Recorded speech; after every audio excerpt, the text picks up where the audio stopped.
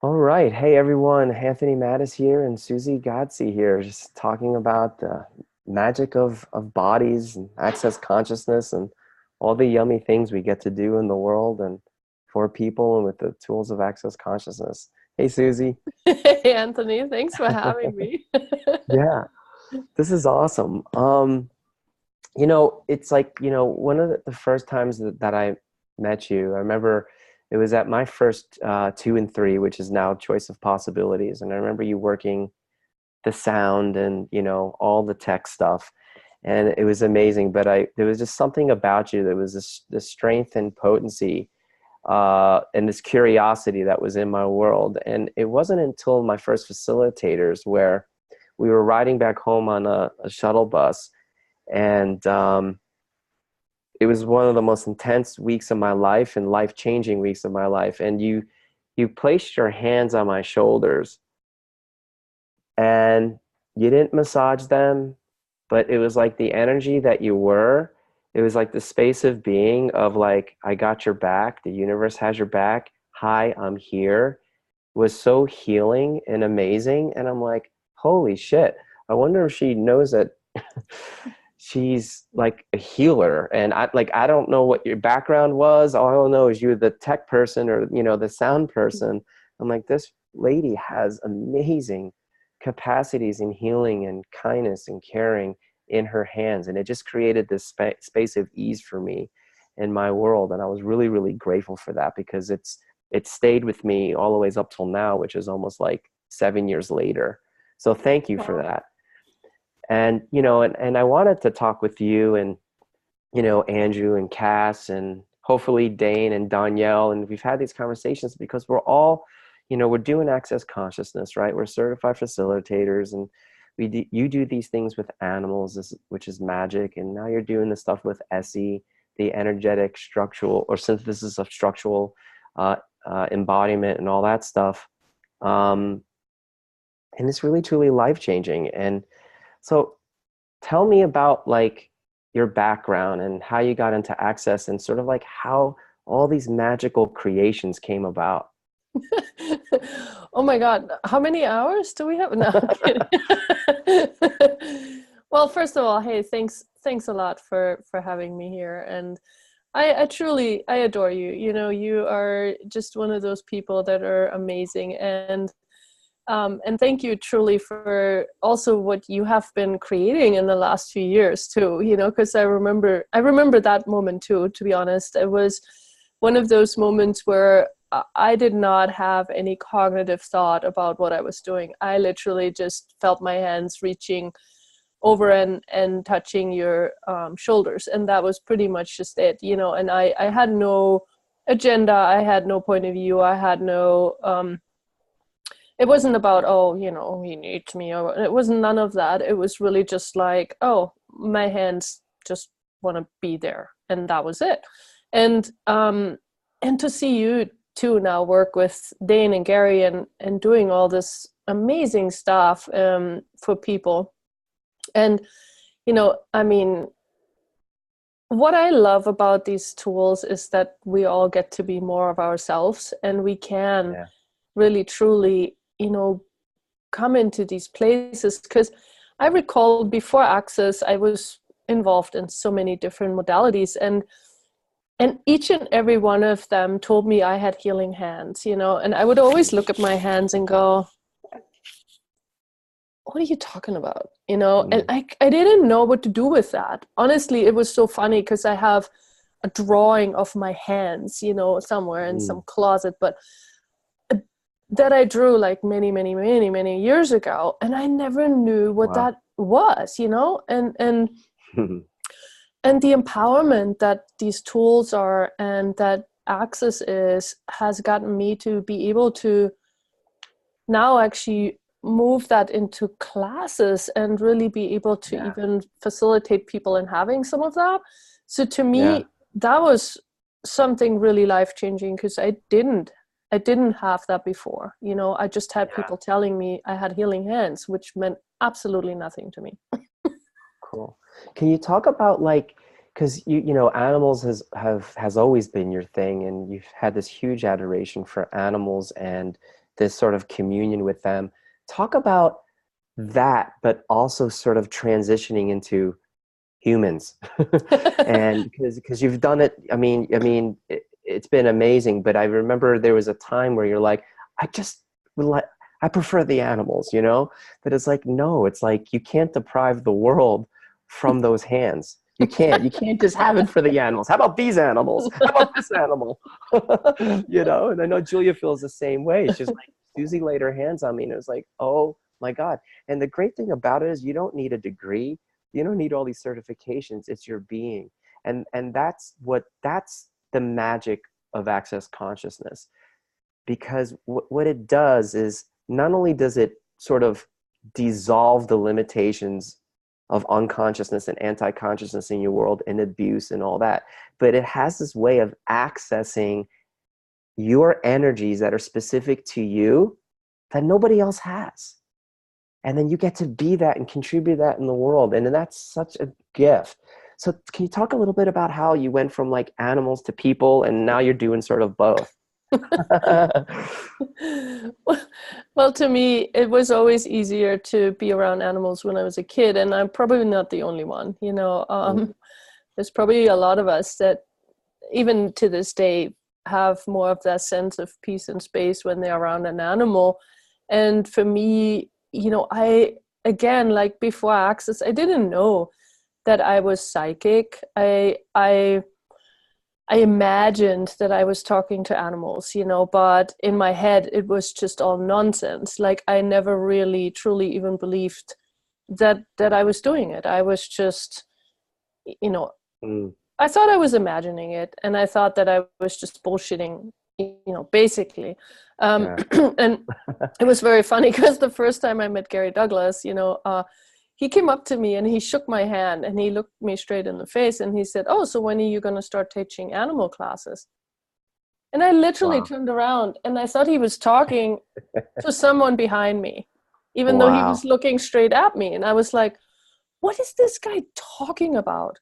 I had no idea what he saw in me. I had no idea what he meant. I was clueless, you know, and I had taken many animal communication classes up to that point, and I always felt like I was the greatest failure because people were like getting these amazing things, and I was like, what are these people talking about, you know? And so, yeah, very, like what you said earlier is so true, you know, the tools are allowing us to really be ourselves and to allow us to become more of us, you know, and then whatever that looks like, really without a point of view or without a judgment. And to me, you know, yes, so people, people, people, people were always sort of this weird thing for me. I never really truly understood and had the hardest time with communication, relationships, like all that stuff was always difficult for me in so many ways. And I always found my sanctuary with animals. But then I realized too that it's just mostly, it's because I'm psychic and everybody is psychic and you're picking up stuff all the time. And I didn't have the tools to really deal with that information that I was getting all the time. And now it's really much more easy and fun to be around people. And I can now have sanctuary no matter where I am. Like I don't have to rush to an animal to have sanctuary. I can be the space in most situations. Of course, there's still moments, you know, we all have moments. Of course. And thank God we have the tools. We just go and get our bars ran and stuff like that, you know, exactly. Or receive a body process. And so it's really, you know, it's so funny because it's like we could laugh at it now, but it's like when Gary spoke to sort of like all of Suzy, where Suzy can only see part of Suzy, right? But it was like when you had laid your hands on me, it was like I saw all of Suzy. And to now see Suzy being what was actually in the hands, right? And it wasn't anything cognitive. It was just you showing up as you. And that is so different than anything. Like that sort of thing is not at career day in school, at least in the United States. You know, there's nobody that sets up a booth at career day in high school that says, hey, would you like to have a career in being you? You know what I mean? It's Hey, like, that should be something, you know, why not start all that? Like, you know, and totally. hey, what a great example your kids are, you know. I mean, truly, have you actually acknowledged what you have been creating there? And for them to have that possibility now, you know, they're truly blessed to have a chance to not go through all the bullshit that we've gone through in our lives, Mhm. but to really take a shortcut to being themselves and setting up a booth and Yeah. saying, yeah, I'm having a career in being me. Yeah, exactly. Yeah, it's. I mean, just my daughter today, she's 10 years old, and I don't know, Julia said something to her, and then she sort of like stuck up for herself, but not in a way that was like fresh, but it was like, I don't know what she said, but it was like, but in this reality, it's like, oh, you shouldn't talk to your elders that way. And I'm like, wait a minute, but what if the elder is incorrect in that situation? Shouldn't the child have the right to sort of say, hey, you know what? That's not working for me. And I was too afraid. I was afraid to ask the store clerk where the milk was in the store when I was her age. I was afraid of adults. Mm-hmm. And so, but it's a lot of this is because of the tools, and trust me, I'm a perfectly imperfect parent times a godzillion, and if every time I try to be perfect is when I make things worse. But yeah, they're leaps and bounds way further ahead than I was when I was their age, and I'm grateful because the tools have really created a space for them to really be all of them, and to actually help me to not uh, be so perfect in trying to parent them, or try to like encapsulate certain behaviors so they don't end up being like the bad versions of me or the bad versions of their mom. So that's really cool about the tools and access and everything. So tell us more about, like, let's talk about, I don't want to say the magic, because the magic is almost a limitation, but can you talk about the energy of, like, talk about the energy of Essie. Talk about the energy of what shows up when you work on Gary and Dane. Talk about the things that have opened up in your world and space that's created more room for you to be. Can you talk about the energy of it? Because magic to me, it's something that like comes from the outside here, and there is magic in what we do, but there's also this thing that was all the time within us, but we couldn't see it, we couldn't perceive it, we couldn't taste it or anything, and now it's showing up in your world. Talk about that surge that's sort of coming from like within you because of the space that's gotten created, and how you're able to deliver that when you work on the guys, and how that shows up when you facilitate an SE class and work on the animals. Can you talk a little bit about that? Well, you know, you just actually really beautifully said a lot of that, Anthony, because in a way, um, you know, like Gary often says, or I don't know if it's Gary who says that, but you know, in terms of like when you're a fish, you can't define the water, or you don't like you're in water and Mm, it's like that's just the way that you are with the water. So mm, you wouldn't anyway. So in a way, it's like when we're being an energy and we're being something, it's hard for us to define it and see it. And when you talk about magic, you know, the magic is us. We are the magic. It's not something that comes from the outside, but that's what this reality says. You know, this right. reality says magic only exists in like an extreme situation, or um in a moment where Mm, you're distressed or whatever, and you need to, like the grandmother lifting up the car, you know, we call yeah. that magic. And we don't give the grandmother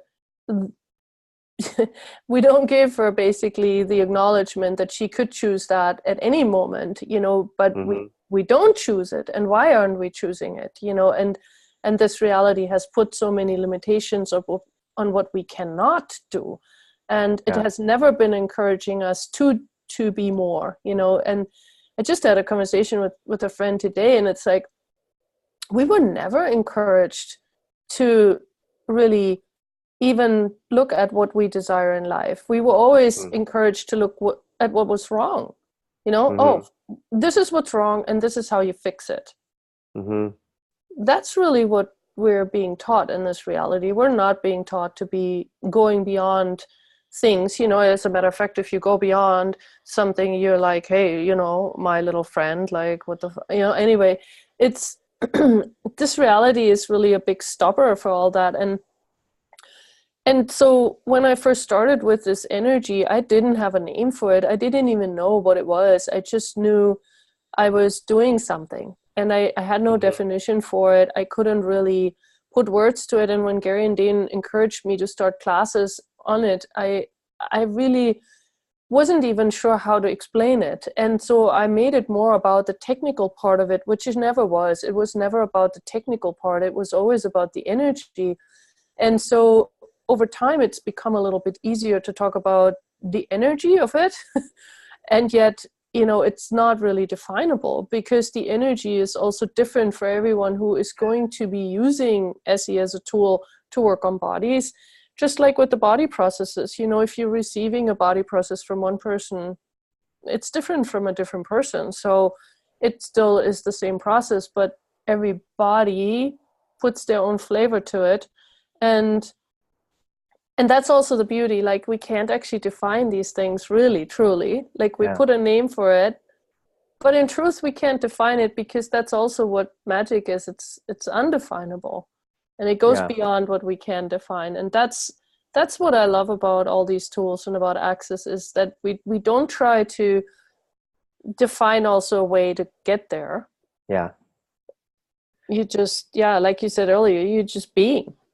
Yeah. It's like, how do you teach the undefinable, like in Yeah. the class setting? And it's like, but you and Andrew, you guys did a marvelous job, and Gary and Dane do a marvelous job of sort of conveying the undefinable, and not to make it definable, but to at least sort of deliver the information in a way that people can also palpate the energy of it, and just accessing their knowing and however that ever shows up for them. So and it's funny and it's hard, because we're so used to being in school, learning something in a very linear format, and we call it a technique, but it's really not a technique. We may say it's a technique just because that's the easiest way to maybe explain it to people, but it's not, because a technique suggests that there's a step-by-step process, and there's no step-by-step process at all. And what I really loved about what you said in the essay classes, you know, allow yourself to experience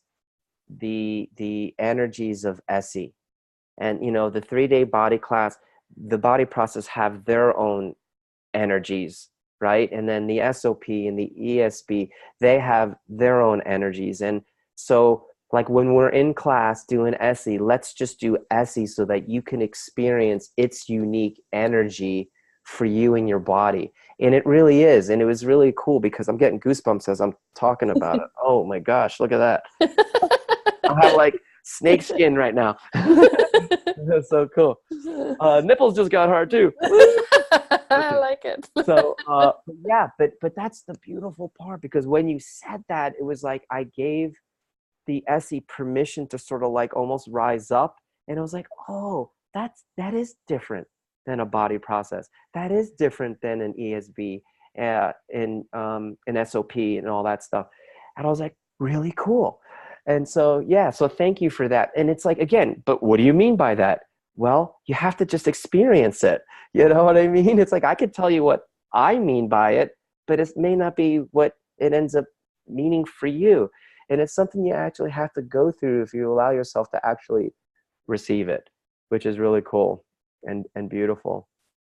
So yeah, so what else? I mean, it's like, where are you right now? Are you facilitating a class or No, what? I'm actually in Houston right now. I'm Oh, about to cool. play with the horses a little bit on the ranch.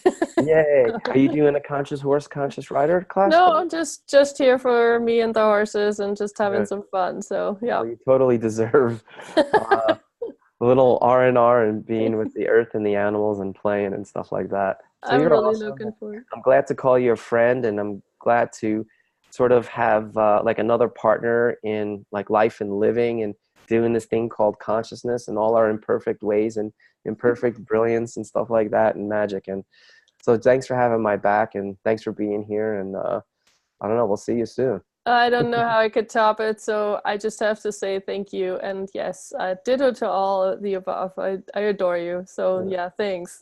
All right. Love you lots, and we'll talk to you soon. Okay, All bye. right. Bye.